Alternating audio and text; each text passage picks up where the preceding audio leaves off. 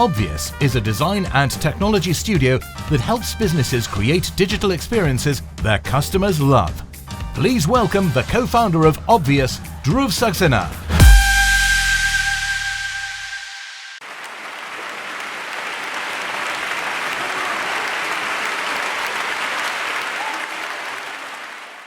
I'm here to talk about a thing which has been a topic of discussion for a while. Last decade, around the launch of the iPhone, digital design became really popular, and we all started talking about the value design brings to the table. And naturally, quite a lot of us asked for that seat at the same table. It has taken a decade, but the world has come around, and that seat has been offered to us. But we have been a little hesitant about accepting that seat. We have realized that that seat comes with far more responsibility, perhaps, than we are used to. And because we are not entirely ready, we have receded a little bit than I would have liked for designers to have. And largely, this has been our dilemma for a while. Do we accept this seat or do we not accept it? If we accept it, do we move away from our craft too much? If we don't, do we lose influence on the products that we build? So my hope here today is that I can help resolve this dilemma and create some comfort around what it might take to own this seat. So I want to talk about a framework that has helped my team and I own that seat quite often. We like to call it going the distance. And it's a framework for ownership and influence for designers. And the framework really is nothing but a series of steps in the product lifecycle, each of which comes with a certain kind of ownership, right from the discovery of the problem all the way up to the retirement of the solution. And unfortunately, design, especially in India, has been reduced to owning just the work. And we're going to look at how can design own the rest. But before I jump into the details too much, I want for us to see a quick video about Simple, which is a project that we have been working on for the last 18 months, where we have successfully employed this framework. So for the next few minutes, I'm going to stay out of your way and let you enjoy this quick film.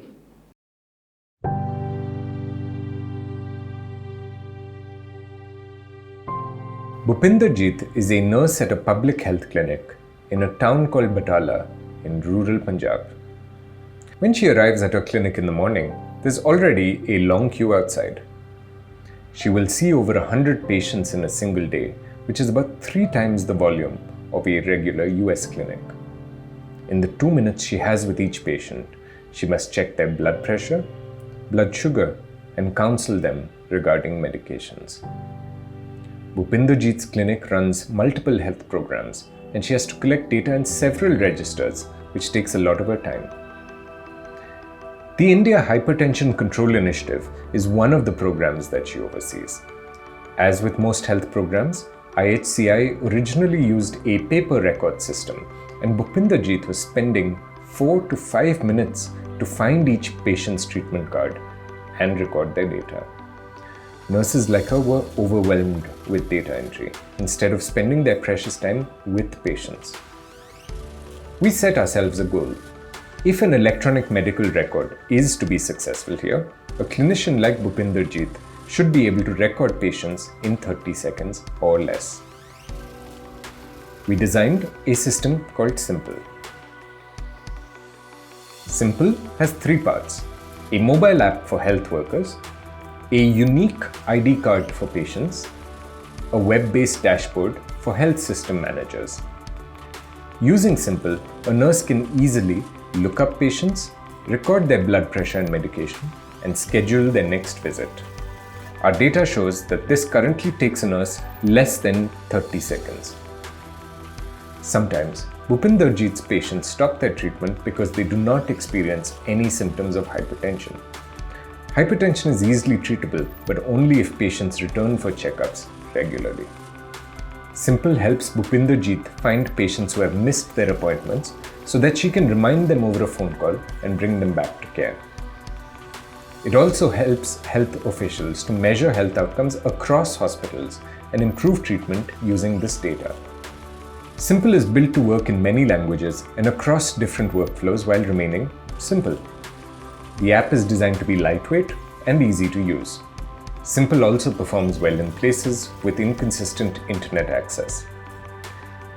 Keep in mind that many nurses are using a smartphone for the first time, and in some cases, Simple is the first app that they have ever used. We work directly with nurses and doctors, involving them in the design process, which is key to Simple's success. Many apps look good in demos, but Simple is an app that actually works at scale. In less than a year, Simple is now being used by clinicians like Bhupinder-Jeet to manage more than 130,000 patients with hypertension across 400 hospitals. This moves us closer to the IHCI's aim to slash hypertension rates by 25% over the next 5 years. By this time next year, Simple will be used to manage over 1 million patients and save many lives.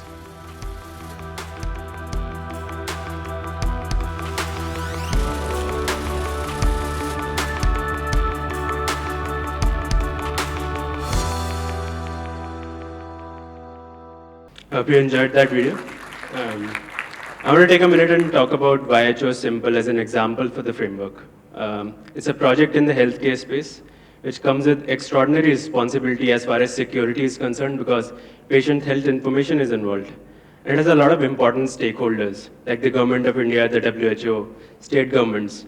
And that relationship can be really hard to manage for a small design team like ours. But I believe if a small design team like us can actually do that, then it should not be too hard to employ this framework in the consumer products we build in our day-to-day. So without further ado, let's jump right in.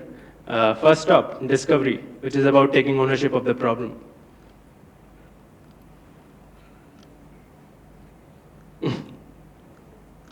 All right. When you think about discovery, we think a little bit like this.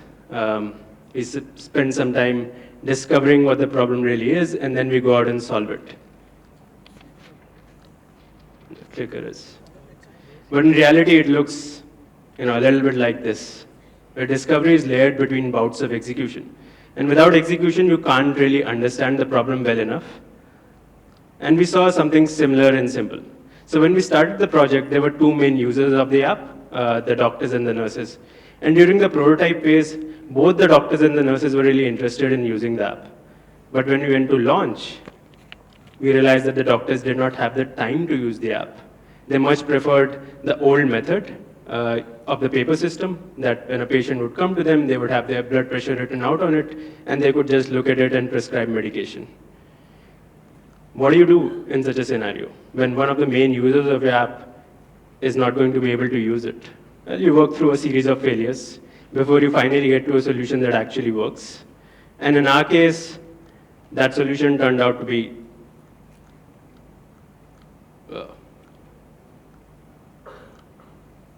it's not working. It was. In our case, that solution turned out to be the paper cards that the patients were able to carry to the doctors that you saw in the video earlier, right? So while we could not find a way for the doctors to use the app, we were still able to find a way for the app to be useful for the doctors. So by owning the problems, it leads to good interventions, which further reduces the chances of failure. But owning the problems isn't enough. You also have to own how they are solved, which brings us to the next stage, investigation, which is about taking ownership of the solutions. When you think about solutions, you think a little bit like this. You find a solution and you push it into production. But in reality, solutions are often powered by deep insights, which have to be backed by a solid hypothesis. And really, solutions, insights, and hypotheses, they operate in this iterative loop, where solutions evolve the hypothesis, which leads to better insights. In Simple, we built an entire app just for experimentation. By using the app, you could run A/B tests at a qualitative scale. So we had a setting screen in the app where you can turn on and turn off a lot of these tests. For example, say coach marks. So during the study, we would show the entire screen to the users without any coach marks, and we'd see if they were able to figure out what the screen was supposed to do for them. And only if the users were not able to figure that out is when we would turn on the coach marks and see if their understanding improved. So by doing this, you gain a lot more confidence in your solutions, and you can do this time and again. But of course, owning solutions doesn't cut it, does it? You must also own how to put them into practice. Which brings us to our next stage, which is strategy. Yeah. Despite all the talk on design, collaboration, this is the state of design still. We are often found lurking in the background, doing our own little dirty dance, while engineering, marketing, or perhaps other departments stay in the foreground and do their own. But what really needs to change about this is that we need to start leading from the front. As ones who decide what the consumer sees and does, it is our job to ensure that when we roll out a feature, the stakeholders involved are in complete sync, and they are able to support the solution. Here's an example from Simple. We wanted the nurses to be able to sign up for the app really easily. Now, if anybody could get into the app and see the patient information, that led to PHI security risks. So we needed a tighter system for verification. And to build that system of verification, you could employ a method like KYC, but that would, serve the opposite purpose of an easy sign-up. So we wanted to involve other stakeholders, which were the health officers that you saw in the video, who became the gatekeepers of who they allowed to sign up in the app. And while the sign-up remained easy because of this, there were these stakeholders who had not actually signed up to do this job. And you had to align them before you could actually put this solution into practice. So by owning the strategy a little bit, right, you ensure that your solutions are properly supported. But owning the strategy isn't enough. You also have to own how that strategy is converted into tactics. Which brings us to the next stage, which is translation, owning the tactical plan.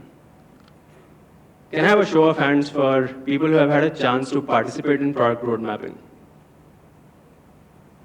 All right, that's encouraging to see. But still very few, right? And this is really the reality of design today. Product does the road mapping, engineering cuts out stories, and design is reduced to tasks. What really needs to happen is that design needs to start showing equal participation in these exercises. And this is very antithetical to agile software development. Agile software development actually suggests that this is not design's place to participate. But we have seen a lot of success because of this methodology. Owning the roadmap ourselves has helped us design solutions that actually go out into the field which work. Here's an example from Simple again. Not just design, but stakeholders and customers participate in the product road mapping with us. So here's the design team with those cardiovascular health officers you saw earlier, co-creating the product roadmap together. So by owning the tactical plan in some shape or form, and involving your stakeholders and customers, you get one step closer to making it real. But planning is really useless without solid execution, which brings us to the next stage, accomplishing, which is about getting the job done. And this is where a lot of us are really comfortable, making things, right? Good product design requires working through a series of steps.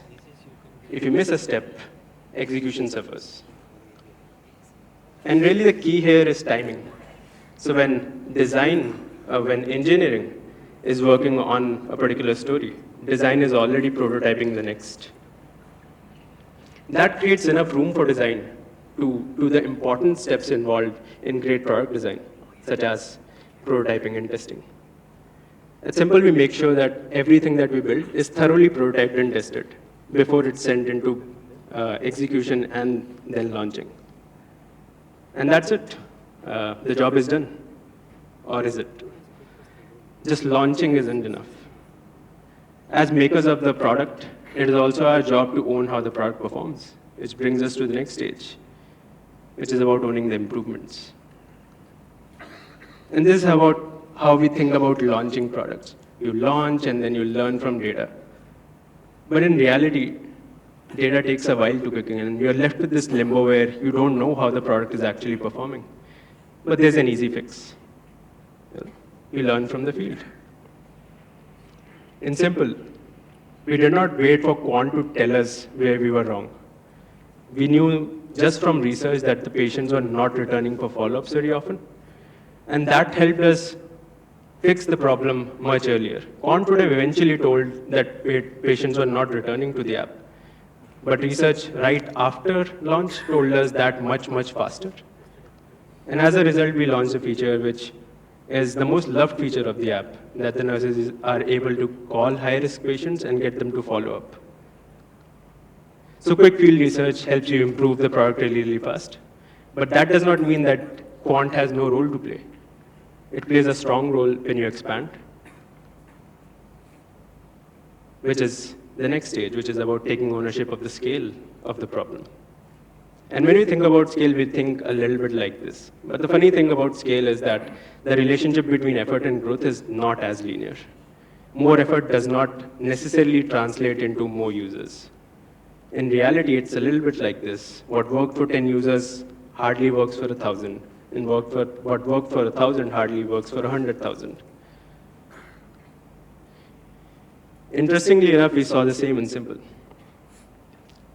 When we launched in a single facility, in a single hospital, there were about 5 patients with the exact same name. We launched in Punjab. In Punjab, a lot of people have the same last name, and a lot of people turned out to have the same first name as well. So in a hospital, in the first hospital, there were about 5 Amarjeet Kaurs. And imagine if you have 5 Dhruvs in your contact list. It's going to be a little hard to figure out which Dhruv are you trying to call, right? So we made a minor search tweak to the search algorithm. But when we moved on to a district level, we had 60 patients with the exact same name, which led to a complete search redesign. So once you cross the chasm of scale, it's still not over, which brings us to the final stage, which is exit, the orphan child. Nobody wants to own this. But the fact is that everything has a shelf life. And as people who created these ideas, it is our job to own their demise. Customer loyalty. It's not just about how you introduce products, but it's also about how do you retract the features that led to that customer loyalty in the first place. How gracefully do you retire those features? But graceful retirement often depends on your ability to predict irrelevancy really fast. Like I said before, in Simple, we are struggling with search. Too many patients with the exact same name. That's something we hadn't anticipated. So we tried something. We tried to use age as a filter, but that hardly improved search performance. A lot of patients had the exact same age as well, and as uncanny as it might sound, that was the reality. So we asked ourselves, if filter by age did not improve search performance at all, should we let search be as it was before, or should we deprecate the feature entirely? And I think here's where it becomes really interesting. What are you trying to measure? Are you measuring what's called a lagging indicator or a leading indicator? Lagging indicators point at end results, whereas leading indicators point at the root cause analysis of the problem, right? Which often leads to better solutions. So the lagging indicator here for us was how often was the correct patient found? Not very often. But the leading indicator really was how often did patients report their correct age? Funnily enough, a lot of people who suffer from cardiovascular health issues are in sort of the later stages of their life, 60 plus and so on. And in India, a lot of people in that age bracket do not know their date of birth. So a lot of people just report round figures as their age, 60, 70, and so on. So when patients were not actually going to report their correct age, how would we make that decision about search, deprecation, or keeping it the same way? So the way we solved it is by augmenting search with the QR codes and the ID cards that you perhaps saw in the video before. And that brings us to the end of the final stage, which is, and that in some shape or form brings us to the end of the framework. And I want to, before I close, I want to circle back to this slide. I hope that I have helped, through this example, create a tiny bit of comfort around not just owning the work as designers, but owning everything else. And instead of being afraid of owning that seat, I have been able to demonstrate that it's not that hard to do the rest. And we are able to embrace that seat, but more than that, really enjoy it. Thank you for listening.